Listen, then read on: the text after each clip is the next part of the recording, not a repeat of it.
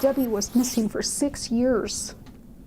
And every single time that phone rang, I thought maybe it was her. Debbie Estes vanished in 1982. The 15-year-old, a runaway forced into prostitution, was strangled by the Green River Killer, later identified as Gary Ridgway. It's Debbie. She was 15.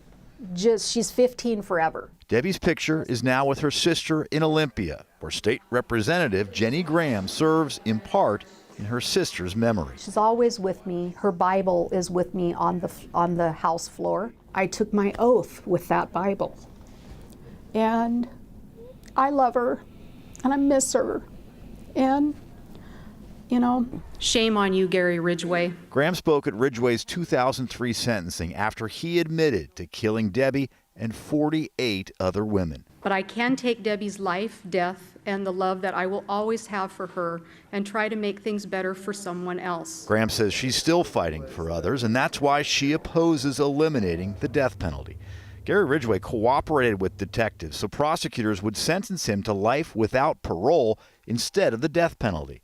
That meant confessing to additional murders and leading police to human remains. Families would not have had the answers. Those loved ones would not have had their remains returned, because those are his trophies. Those are his trophies, and he did not want to give them up. So he gave them up to save his own life. I think all of us are so deeply moved by Representative Graham's story and her family and the profound life impact. Senator Reuven Carlisle sponsored the bill to ban the death penalty. He knows it's an emotional issue, but says prosecutors support it, and he believes it's time. You're seeing states all over the country move away from the death penalty. We're seeing hundreds and hundreds of people exonerated with the use of DNA evidence. So things have really changed in our criminal justice system, and I think it's time to join the community of nations and replace the death penalty with life in prison without the possibility of parole. It's like I have this group of people standing around me. If the bill makes it to the House floor, Representative Graham says her sister and others will be with her as she fights it. They're here.